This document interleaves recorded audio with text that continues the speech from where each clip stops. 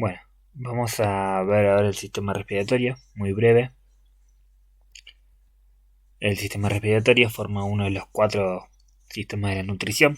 Trabajamos ya con el sistema digestivo, trabajamos con el sistema circulatorio y luego veremos el sistema excretor.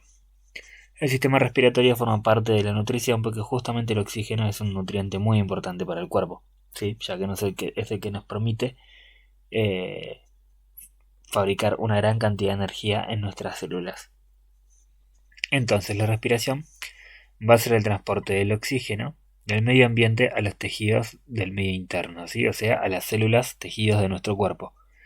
A su vez, esas células tienen un metabolismo en el cual utilizan ese oxígeno y fabrican, digamos, como desecho, el dióxido de carbono. Este dióxido de carbono viaja por la sangre y se libera a través del sistema respiratorio al medio ambiente, volviendo al sistema. Ese oxígeno y el dióxido de carbono se difunde, o sea, se mueve a través del cuerpo como resultado de lo que se llama un gradiente de presión, ¿sí? Siempre los gases y la gran mayoría de las cosas en la naturaleza se mueven de las zonas en donde están más concentrados a las zonas donde están menos concentrados. Entonces, si hay poco oxígeno en el cuerpo y mucho oxígeno afuera, lo que va a ocurrir es que el aire automáticamente va a entrar, ¿sí?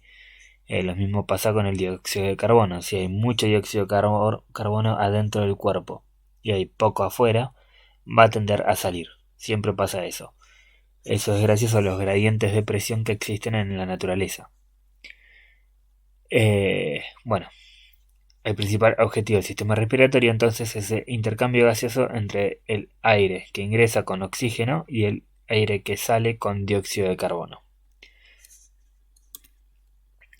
Entonces, dentro del sistema respiratorio tenemos unos cuantos órganos. Tenemos las fosas nasales, ¿sí? Unas dos cavidades localizadas en la nariz, por donde ingresa y se expulsa el aire, ¿sí? Son los dos huequitos que tenemos en nuestras narices. Se van a encontrar divididas por un tabique central y son tapizadas por pelos. Esos pelos lo que hacen es calentar, ¿sí? Humedecer el aire y que justamente entre con una temperatura adecuada, que no entre ese aire frío al pulmón directamente que puede dañarlo, ¿sí? Al mismo tiempo, esos pelos funcionan como una especie de filtro para justamente evitar que entren bacterias, virus peligrosos al sistema respiratorio.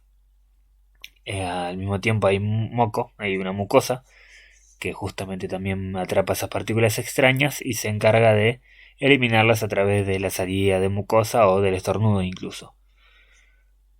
Bueno, y los orificios que las conectan con el exterior se llaman narinas, ¿sí? Los dos huequitos que tenemos son las narinas. Ese aire pasa a la faringe, ¿sí? Aire, órgano que vimos en el sistema digestivo, ya que justamente es un tubo que comparten entre estos dos sistemas.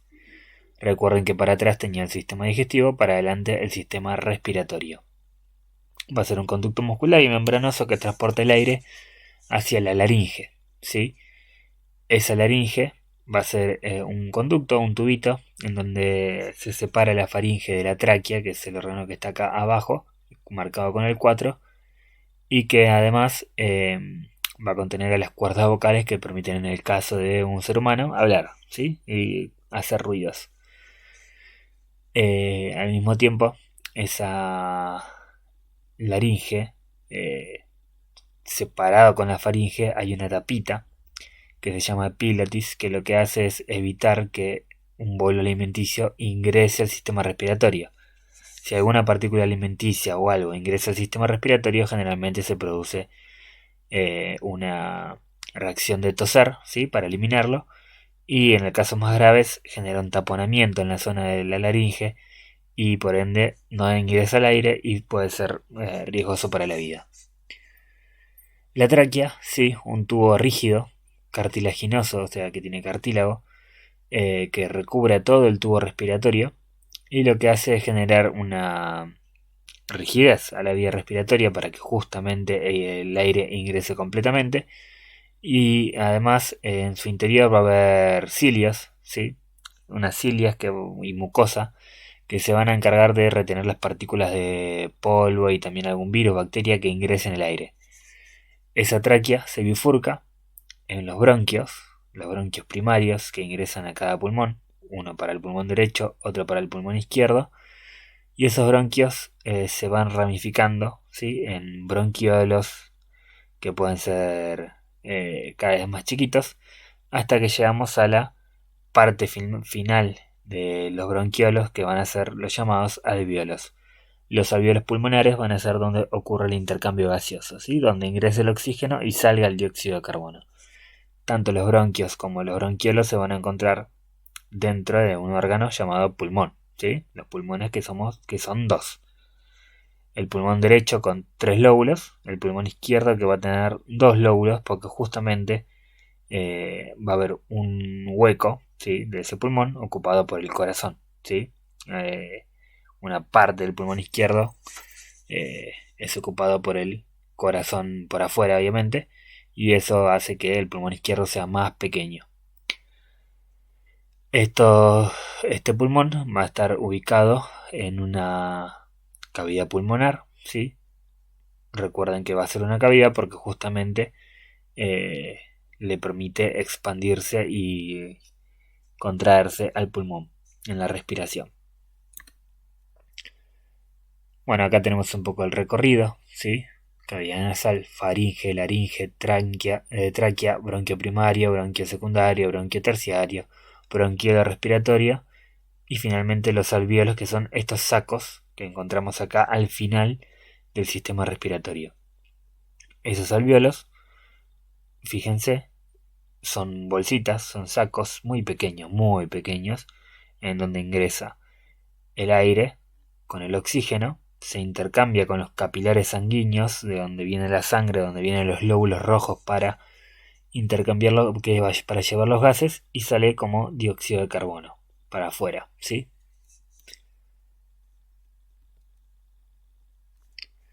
Y bueno, lo que hablamos, este sistema se relaciona con la nutrición porque el oxígeno, junto a los nutrientes, se usan para obtener la energía que posibilita las funciones vitales, es decir, fabricar energía en la respiración celular que ocurre en las mitocondrias de las células, ¿sí?